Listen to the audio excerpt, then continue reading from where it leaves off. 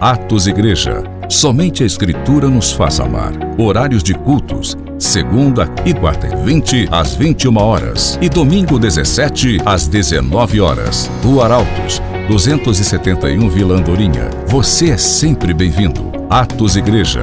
Somente a Escritura. Vocês estão bem? Estão felizes? Olhe para o irmão ao seu lado e dê um sorriso bem bonito para ele. O mais bonito que você tiver aí. Puxe lá de dentro. Pronto? Baixa a tua cabeça, fecha teus olhos. Pai, em nome de Jesus, nós te agradecemos, Senhor, pela tua palavra, Senhor. Que o Senhor nos enviou para que pudéssemos ser tratados por ela, Pai. Que não venhamos a rejeitar a tua palavra, Senhor, mas que sejamos ouvintes praticantes, Senhor. Que o Espírito Santo opere poderosamente aqui. Nós te convidamos, Espírito Santo, para estar em nosso meio, para operar através da minha vida e de todas as pessoas aqui, Senhor. Em nome de Jesus, você tem total liberdade, porque você é o professor por excelência, você é o mestre, você é o Espírito que inspirou pessoas a escrever essa palavra. Por isso nós somos dependentes de Ti, da Tua sabedoria. Que não seja a minha sabedoria terrena, natural, mas que seja uma sabedoria sobrenatural. Em nome de Jesus, nós cremos na Tua presença, cremos nos dons do Espírito, cremos em milagres, cremos que você está se movendo de forma poderosa nesses últimos dias, para levantar a Tua igreja, para despertarmos para aquilo que verdadeiramente importa. Por isso que o Senhor fale aos nossos corações através da Tua palavra. Em nome de Jesus. Abre a Tua Bíblia em Tessalonicenses. Novo Testamento.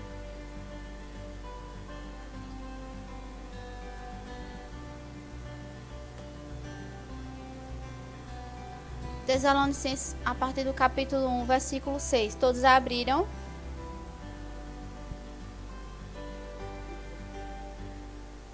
Capítulo 1, a partir do versículo 6. Todos abriram? Vamos ler juntos. De fato, vos tornastes nossos discípulos e do Senhor, pois apesar de muito sofrimento, recebestes a palavra com a alegria que vem do Espírito Santo. Dessa forma, vos tornastes o padrão de fé para todos os crentes que estão na Macedônia e na Acaia. Porquanto a partir de vós, não somente a palavra do Senhor foi proclamada na Macedônia e na Acaia, mas também a vossa fé em Deus tornou-se conhecida, e todos os lugares a ponto de não ser necessário que acrescentemos mais nada. Porque todos eles relatam que de que maneira fomos recebidos por vós, e de que maneira vos convertestes dos ídolos a Deus, para servirdes ao Deus vivo e verdadeiro, enquanto aguardais do céu seu Filho, a quem ele ressuscitou dentre os mortos. Jesus nos livrou da ira que certamente virá. Hoje eu gostaria de falar sobre a origem da rebelião. Nós vimos aqui que os Tessalonicenses, da igreja de Tessalônica, eles receberam a palavra. Aqui diz que a ponto de eles se tornarem o padrão para outras igrejas. Mas nós sabemos que, apesar de ser uma igreja padrão, uma igreja modelo, no meio dos Tessalonicenses, havia pessoas que precisavam ser corrigidas. Amém?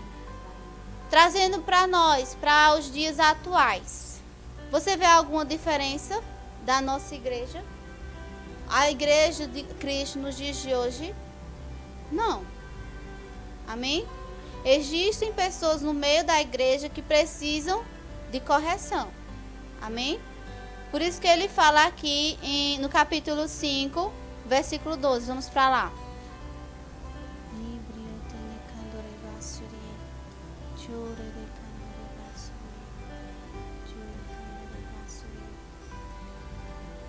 Capítulo 5, versículo 12. Todos abriram? Vamos lá, ler juntos. Do 12 ao 15. Caros irmãos, agora vos suplicamos que dediqueis toda a consideração para os que se esforçam no ministério, os quais vos lideram e aconselham no Senhor, e que os tenhais na mais alta estima, expressando vosso amor, reconhecimento pela obra que realizam para convosco, caminhai em paz uns com os outros. Irmãos, também vos exortamos a que admoesteis os sonolentos, consoleis os desanimados, ampareis os fracos e sejais pacientes para com todos. Ou seja, admoestar significa o quê? Corrigir. Uma igreja só e vários tipos de crentes. Crentes modelo, padrão e crentes que precisavam de uma correção. Amém? Vamos ver agora outro padrão de igreja. Abre lá em Coríntios.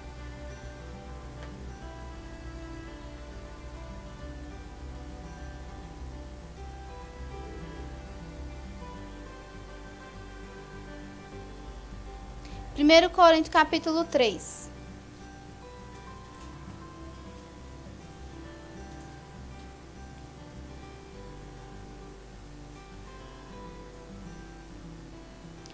A partir do versículo 3 diz: Por que ainda sois carnais? Visto que campeia entre vós todo tipo de inveja, discórdia, por acaso não estáis sendo carnais? Vivendo de acordo com os padrões exclusivamente mundanos? Pois quando alguém alega, eu sou de Paulo, e outro, eu sou de Apolo, não estáis agindo absolutamente segundo os padrões dos homens? Quem é, portanto, Apolo? E quem é Paulo? Servos por intermédio do quais vieste a crer. E isto conforme o ministério que o Senhor concedeu a cada um. Eu plantei, Apolo regou, mas foi Deus quem deu o crescimento. De forma que nem o que planta, nem o que rega são de alguma importância, mas unicamente Deus, que realiza o crescimento.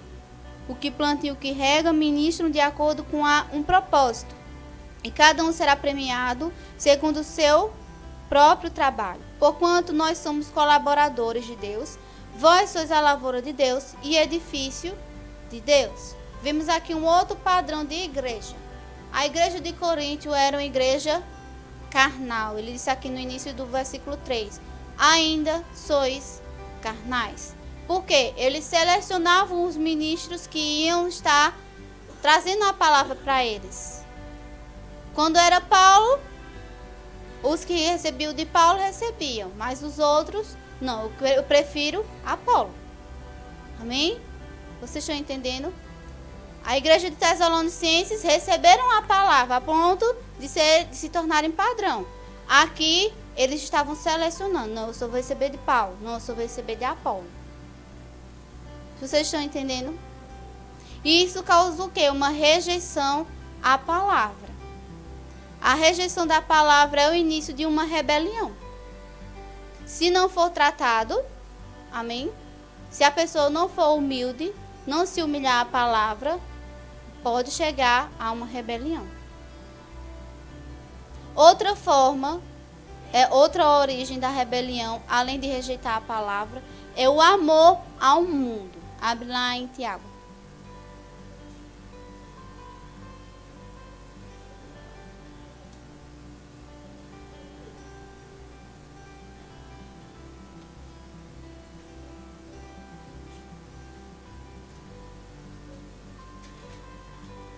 Tiago, capítulo 4.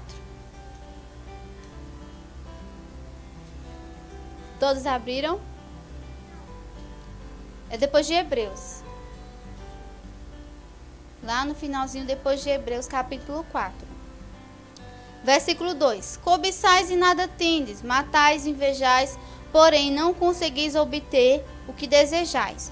Viveis a brigar e a promover contendas. Todavia, nada conquistais, porque não pedis. E quando pedis, não recebeis, porquanto pedis com a motivação errada, simplesmente para esbanjardes em vossos prazeres. Eis aqui mais uma da origem da rebelião, que é o que? Amor ao mundo.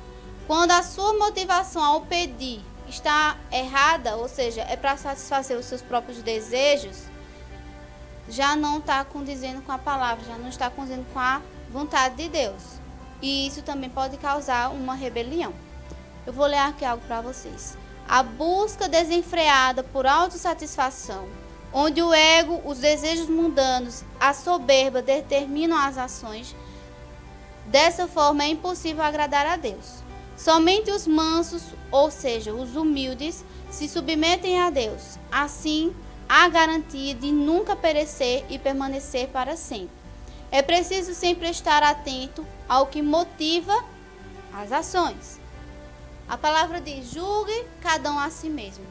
O julgar a si mesmo é julgar as nossas motivações. Desde o início da nossa caminhada até o grande dia, que é a volta de Jesus, deve haver uma análise de nós mesmos acerca da nossa motivação.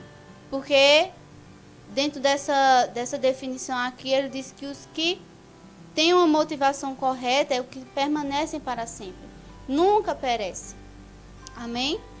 A definição de concupiscência é cobiça por bens materiais.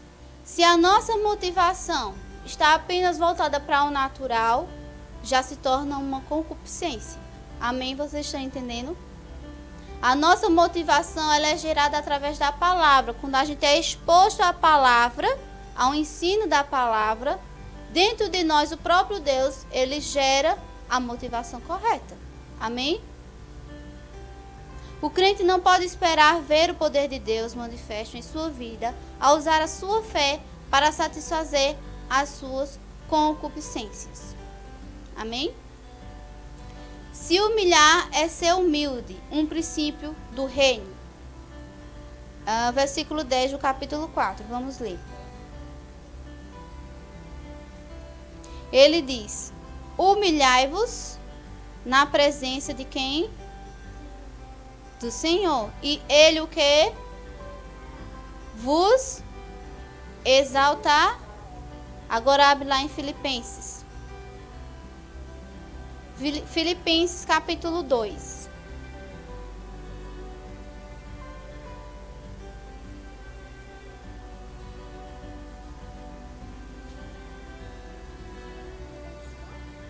Capítulo 2.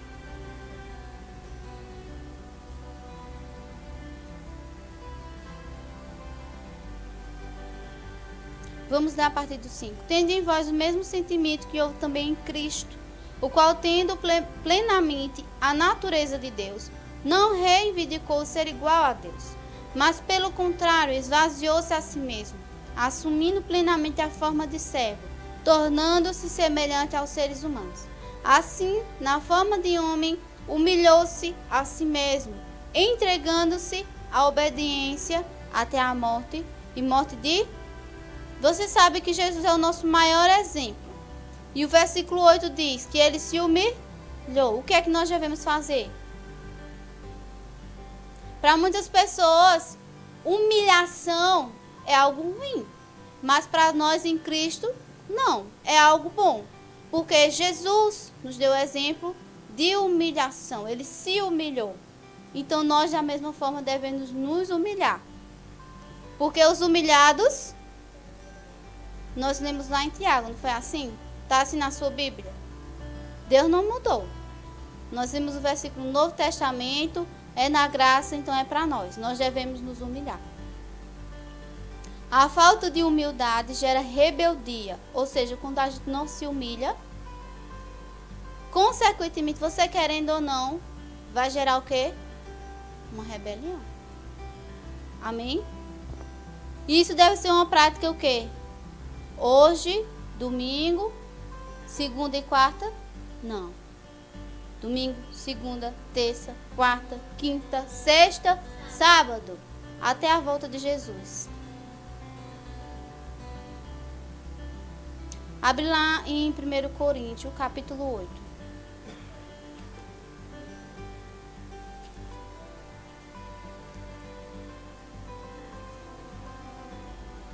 1 Coríntios, capítulo 8.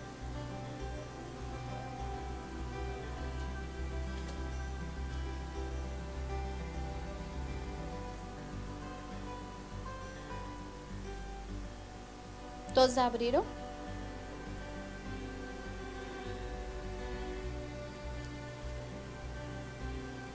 Depois de Atos, 1 Coríntios.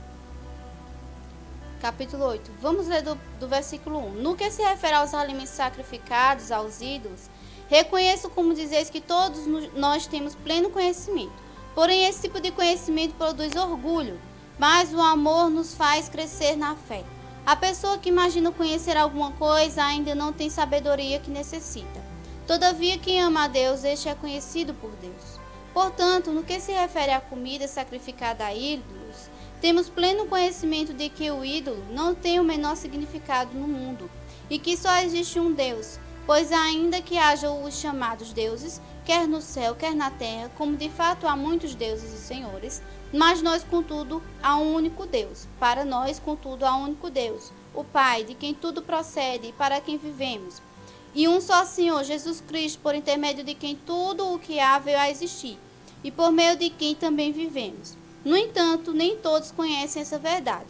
Alguns, ainda acostumados com ídolos, comem esse alimento como se fosse um sacrifício idólatra.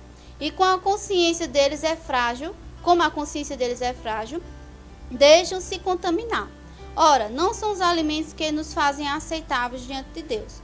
Não nos tornaremos piores se não comermos, nem melhores se comermos. Contudo, tendes cuidado para que o exercício da vossa liberdade não se torne motivo de tropeço para os fracos.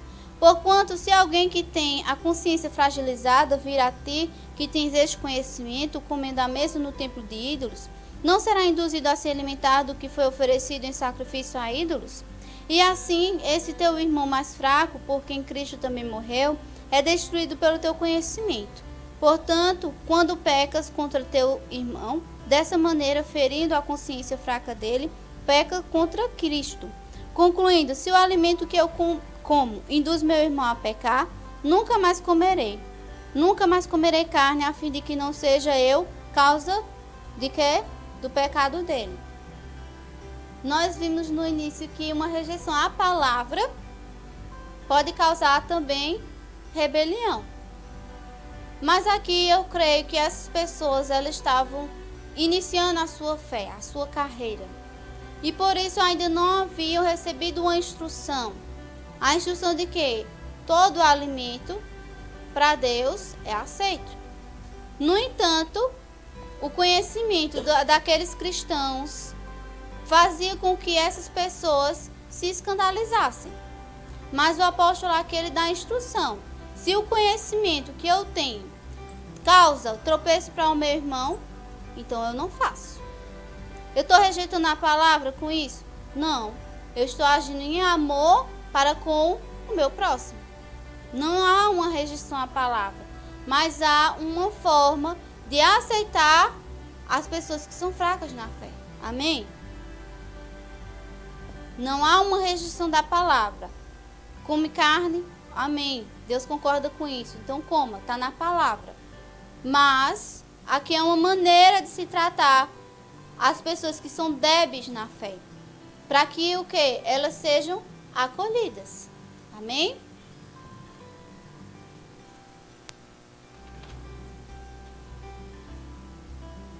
Agora, passou por todas essas fases de receber a palavra, ser humilde, se humilhar, não foi tratado ou não recebeu o tratamento, não quis aceitar, chegou ao nível de uma rebelião. O que é que acontece? A rebelião, ela vai contaminar a outros. A rebelião pode contaminar quem está perto. Vamos abrir em Números 16. Número 16, a partir do versículo 41. Alguém gostaria de ler? Números 16, capítulo 16, a partir do versículo 41.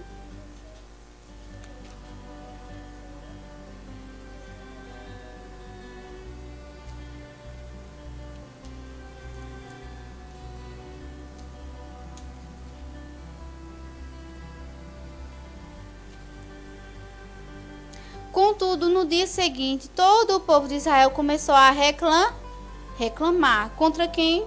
Contra Moisés e Arão, murmurando: fizestes perecer o povo do Senhor.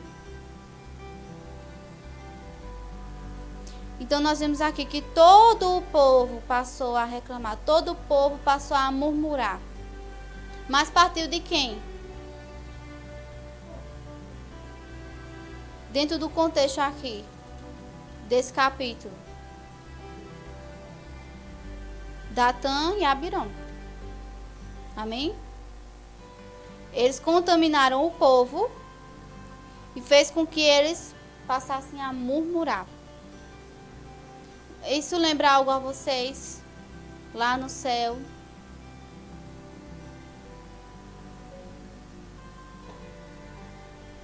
Lúcifer. Ele trouxe o quê? 1/3 de quem? Dos anjos.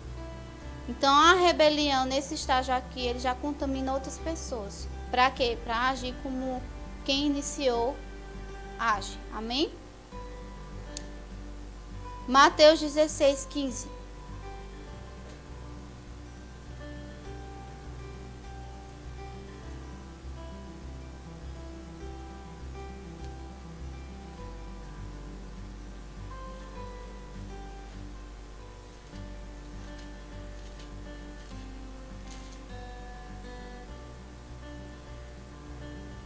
Mateus 16:15, ele diz o seguinte.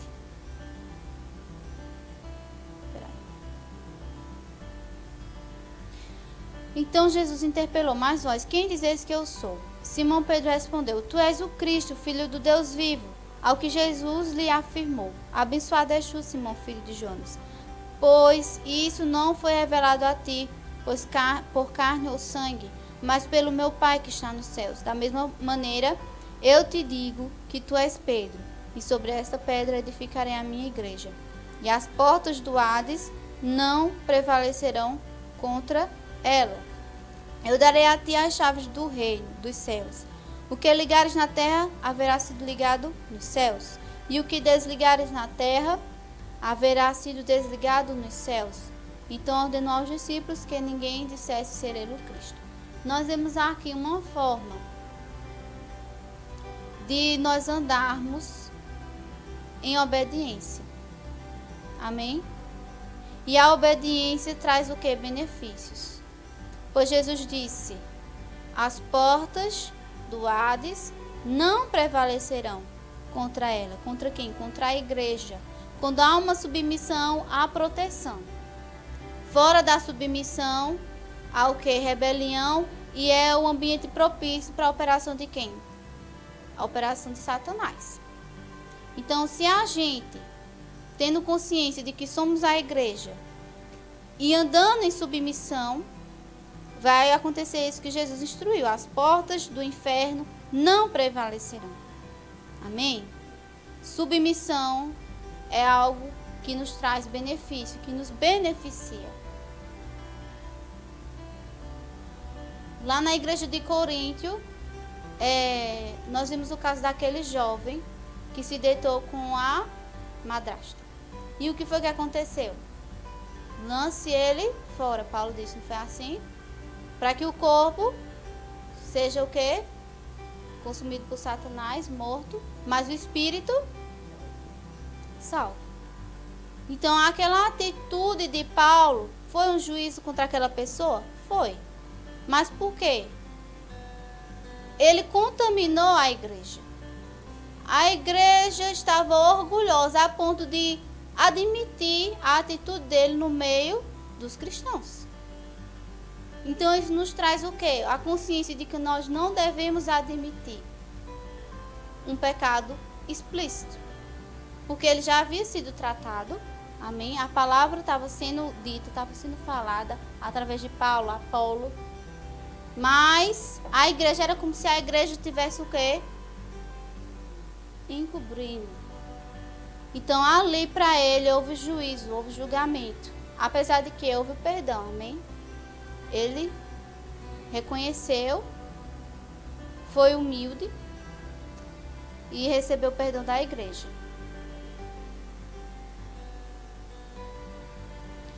Nós vemos também o caso de Saul. Vamos ver lá. Saul, 1 Samuel, capítulo 9. Qual foi a atitude de Saul?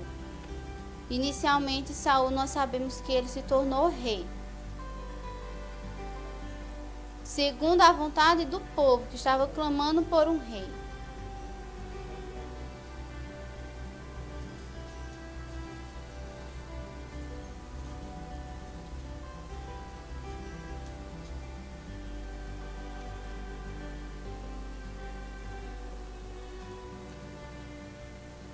Primeiro Samuel capítulo 9.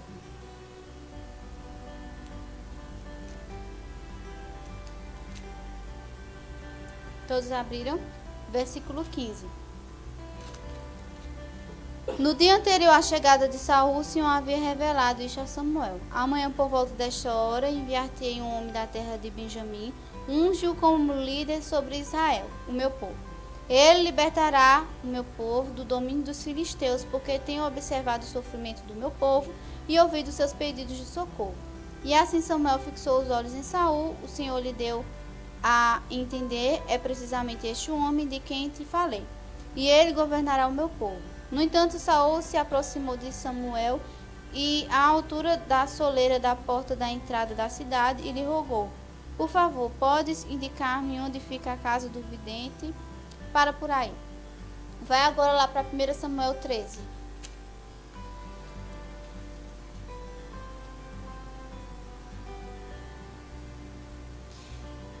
Versículo 8. Então Saul esperou 7 dias, conforme Samuel havia orientado. Mas quando viu que Samuel não chegava a Gilgal, o exército abandonou Saul e se dispersou. Diante disso, Saul ordenou: trazei-me aqui os animais para o holocausto e as ofertas de paz e comunhão. E ele mesmo ofereceu o holocausto. Assim que terminou de oferecê-lo, Samuel chegou e Saul correu ao seu encontro para saudá-lo. Entretanto, Samuel lhe indagou: que fizeste, Saul? Ao que Saul lhe respondeu prontamente: eu vi que os soldados me deixavam e debandavam, e de outra parte que tu não chegaste no dia estabelecido, e ainda que os filisteus estavam reunidos com Micmais. E refleti: agora os filisteus vão cair sobre mim em Gilgal, e eu nem sequer tentei buscar a face de Yahvé e alcançar a sua ajuda. Assim, prometido pela necessidade, ofereci os holocaustos. Ao que replicou-lhe Samuel: agiste como um insensato. Tu não obedeceste à ordem de Yahvé, teu Deus te dera. Tivesses obedecido Yahvé, teria estabelecido o seu reino para sempre sobre todo Israel. Amém? Então nós vemos aqui que o exemplo de Saul não foi um exemplo a ser seguido. Ele iniciou bem, mas no entanto, no fim da sua carreira, ele se tornou um mau exemplo, porque ele não obedeceu às instruções do Senhor. E a gente sabe que obedecer é melhor que sacrificar. Amém? Então que obedecemos às instruções do Senhor, à sua palavra, para que sejamos abençoados. Vocês foram abençoados? Atos Igreja. Somente a Escritura nos faz amar. Horários de cultos: segunda e quarta e 20 às 21 horas e domingo 17 às 19 horas. Rua Arautos, 271 Vila Andorinha. Você é sempre bem-vindo. Atos Igreja. Somente a Escritura.